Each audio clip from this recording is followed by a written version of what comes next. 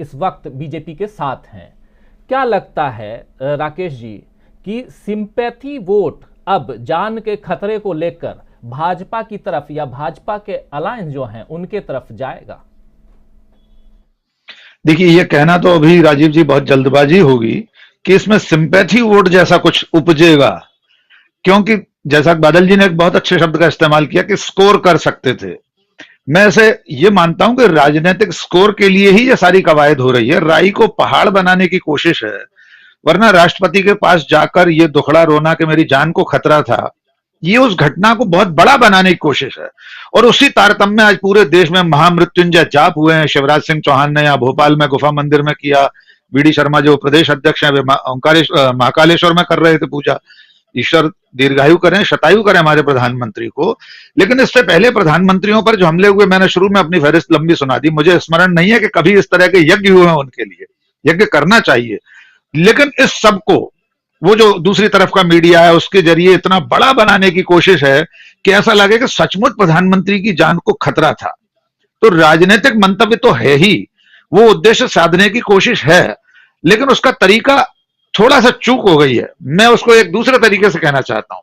अगर प्रधानमंत्री जी एयरपोर्ट पर वो अपना सुपरिचित डायलॉग न देते, मैं जिंदा लौट आया हूं, इसकी बजाय दिल्ली पहुंचने के बाद केंद्रीय गृह मंत्रालय आपात बैठक बुलाता, पीएमओ एक आपात बैठक बुलाता, फिर यह मैसेज जारी किया जाता कि प्रधानमंत्री की जान को कोई खतरा था, तो शायद वे ज्यादा स्कोर कर पाते।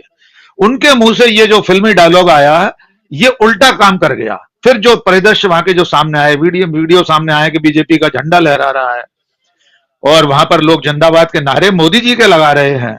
फिर सिक्योरिटी को लेकर जो लैप्स हुए, जो भी चूक हुई हैं, वो सब उल्टी पड़ रही हैं। इसका आधा हिस्सा और अभी विमर्श के लिए कि मैं पंजाब सरकार की सारी गलतियों को मानता हूं। मैंने कल भी ट्वीट किया था और फेसबुक पर भी लिखा था कि फौरन से पेशतर पंजाब की सरकार को बर्खास्त किया जाए, साथ में केंद्रीय गृह मंत्री को भी बर्खास्त किया जाए, क्योंकि प्रधानमंत्री की सुरक्षा का पूरा जिम्मा केंद्रीय गृह मंत्रालय का है। क्या इस देश में किसी भी घटना में केंद्रीय गृह मंत्री, केंद्रीय गृह मंत्रालय कभी जिम्मेदार नहीं होगा? दो राज्य आपस में लड़े, गोलियां चलाएं, पूर्वोत्तर के राज्य, केंद्रीय गृह मंत्रालय की कोई जिम्मेदारी नहीं। हरियाणा में आगजनी हो जाए, 10-12 लोग मर जाएं, सेना को हेलीकॉप्टर से उतारना पड़े, केंद्रीय गृह मंत्रालय की कोई जिम्मेदारी नहीं। और इस महादेश के मुखिया की जान को खतरा हो जाए, मुखिया खुद कह रहा है मैं जिंदा बच के आया हूं, केंद्रीय गृह मंत्रालय की जिम्मेदारी नहीं। एसपीजी पर कोई बात नहीं कर रहा, कहीं विमर्श नहीं हो रहा कि एसपीजी के डीजी को बुलाकर केंद्रीय गृह मंत्री ने तलब करके उससे सवाल जवाब किए हैं क्या? रोड से जाने का 110 किलोमीटर का एक्सपोजर प्रधानमंत्री का नहीं होता। अभी भोपाल आए थे वे, रानी कमलापति स्टेशन और बरकतुल्ला विश्वविद्यालय परिसर में एक प्रोग्राम, 12 किलोमीटर का फासला हेलीकॉप्टर से तय किया था। मैं संयोग से एक उदाहरण और देना चाहता हूं ग्वालियर का। अटल बिहारी वाजपेयी जो स्मृति शेष हैं अब, वे ग्वालियर के रहने वाले थे। अक्सर बतौर प्रधानमंत्री भी वे ग्वालियर आते थे। एक विषय सीधा मुझसे संबंधित है और एक उनके निजी जीवन से। अटल जी अपनी युवावस्था से, एक दौलतगंज नाम की जगह है ग्वालियर में, वहां फुटपाथ पर एक अम्मा मंगोड़े बनाया करती थी। अटल जी हमेशा उसके मंगोड़े खाते थे। बतौर प्रधानमंत्री विजय शंकर सर, मैं आपके ध्यान में लाना चाहता हूं, वे चाहते थे कि वो मंगोड़े वाली अम्मा के ठिए पर, वहां फुटपाथ पर जाकर उसकी कड़ाही में से निकलते हुए गर्म मंगोड़े खाएं अटल जी, लेकिन ऐसी इजाजत नहीं दी। और अंत में अम्मा को ग्वालियर का जिला प्रशासन वीवीआईपी सर्किट हाउस ग्वालियर में जो है मुरार में, जहां प्राइम मिनिस्टर और प्रेसिडेंट वगैरह जब आते हैं तो रुकते हैं, उस परिसर में अम्मा अपनी कढ़ैया लेकर आई और मंगोड़े बनाए और अटल जी को अपने हाथ से खिलाए। एक विषय ये, मैं ग्वालियर जर्नलिस्ट एसोसिएशन का वर्षों प्रेसिडेंट रहा। मेरे बुलावे पर अटल जी 3 बार प्रेस से मिलिए प्रोग्राम में आए। एक बार नेता प्रतिपक्ष जब थे और 2 बार बतौर प्रधानमंत्री। एक ऐसा अवसर आया जब होटल तानसेन जो ग्वालियर में एमपी टूरिज्म का होटल है, मैं वहां प्रेस कॉन्फ्रेंस उनकी करना चाहता था। एक बार इजाजत मिल गई, वहां उनकी प्रेस कॉन्फ्रेंस हो गई। अब 1 साल बाद आए बतौर प्रधानमंत्री, एसपीजी और पीएमओ ने मुझे स्पष्ट कहा कि अब प्रधानमंत्री वहां नहीं आएंगे, क्योंकि बाद में जो डी ब्रीफिंग हुई, यह समीक्षा की गई तो होटल तानसेन प्रधानमंत्री का जाना सुरक्षित नहीं माना गया। और अंत में मुझे अपना बैनर ले जाकर मुझे बुलाया गया, एसपीजी और पूरा प्रशासन हमें पत्रकारों को लेके गया और मुरार के वीवीआईपी सर्किट हाउस में दीवार पर बैनर लगाकर अटल जी का प्रेस से मिलिए प्रोग्राम, मीट द प्रेस, हमने किया। तो एसपीजी की बिना मर्जी के प्रधानमंत्री 1 इंच नहीं आगे बढ़ सकता।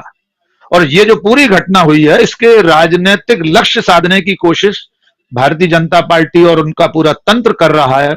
उसी के अंतर्गत एक केंद्रीय मंत्री कह रहे हैं ये खूनी साजिश है। तो मैं सचमुच में ये मान करना चाहता हूं कि अगर ये साजिश है तो इसका पर्दाफाश होना चाहिए। जिस प्रधानमंत्री को बिना सुरक्षा के, बिना सूचना के लाहौर जाने में डर नहीं लगता, वहां जाकर वे बिरयानी खाकर सुरक्षित लौट आते हैं, उन्हें अपने ही देश में अगर कहीं जाने पर डर लगता है, वे जिंदा लौट आते हैं, तो मैं सचमुच भारत के एक जिम्मेदार नागरिक के नाते बहुत चिंतित हूं उनकी सुरक्षा को लेकर। एक दिक्कत और भी है, जब आमिर खान भारत में असुरक्षित महसूस करते हैं, नसीरुद्दीन शाह असुरक्षित महसूस करते हैं, उपराष्ट्रपति अंसारी साहब असुरक्षित महसूस करते हैं, तो पूरा भारतीय जनता पार्टी का तंत्र इन लोगों को पाकिस्तान भेज देता है। माननीय प्रधानमंत्री अगर असुरक्षित महसूस कर रहे हैं तो उन्हें कहां भेजेंगे हम? यद्यपि उन्हें पाकिस्तान भेजा जा सकता है, उनका अत्यंत प्रिय राष्ट्र है जहां वे बिना सूचना के जा सकते हैं, लेकिन यह मांग मुझे दिखी नहीं कि बीजेपी के आईटी सेल ने कहा हो कि नरेंद्र मोदी को पाकिस्तान भेजा जाए। ये खतरा महसूस कर रहे हैं भारत में। तो मैं यहां कंक्लूड करना चाहता हूं कि इस पूरे घटनाक्रम को राजनीतिक उद्देश्य से बहुत बड़ा बनाने की कोशिश की जा रही, और अगर सचमुच में बड़ा है तो आखिर इस देश में इसकी जांच कौन करेगा? जो बाइडेन की सीआईए तो यहां जांच करने नहीं आएगी कि मोसाद तो इजराइल से जांच कर। मैं तो यह भी मांग कर रहा हूं कि सीआईए, मोसाद, केजीबी सबको लगा दिया जाए इसमें, और इस घटना की सचमुच में तह तक पहुंचना चाहिए। देश को मालूम होना चाहिए कि हमारे प्रिय प्रधानमंत्री के लिए के खिलाफ खूनी साजिश हो रही है। वे चेहरे कौन हैं? उन्हें भारत के कानून के अंतर्गत सबसे बड़ी सजा मिलनी चाहिए जो लोग ऐसी खूनी साजिश रच रहे हैं।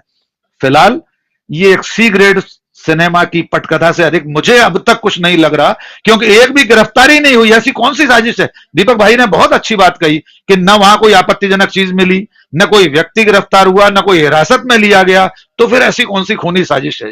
एक बात और अंतिम, माननीय प्रधानमंत्री के साथ देश के एटॉमिक हथियारों का बटन चलता है, ऐसी लोक मान्यता, ऐसा लोग मानते हैं। विजय शंकर साहब सर बताएंगे ज्यादा महत्वपूर्ण तरीके से इसे। तो क्या प्रधानमंत्री जिसके साथ हमारे परमाणु हथियारों का बटन सूटकेस में चल रहा है, वो 15 मिनट इस तरह उस गाड़ी में, उस सूटकेस में बटन रखकर सड़क पे खड़ा रह सकता है? वो यू टर्न लेने में 3 से 4 मिनट क्यों नहीं लगे? इसका जिम्मेदार कौन है? एसपीजी से कौन सवाल करेगा? केंद्रीय गृह मंत्रालय से कौन सवाल करेगा? मैं पुनः कहता हूं कि पंजाब की सरकार को बर्खास्त करें। हो सकता है उसी की तैयारी चल रही हो राष्ट्रपति शासन लगाने की। कितने वोट इसके मशीनों में पहुंचेंगे ऐसा करके, पंजाब की सरकार को बर्खास्त करके, ये हम नहीं जानते। ये आने वाला समय बताएगा।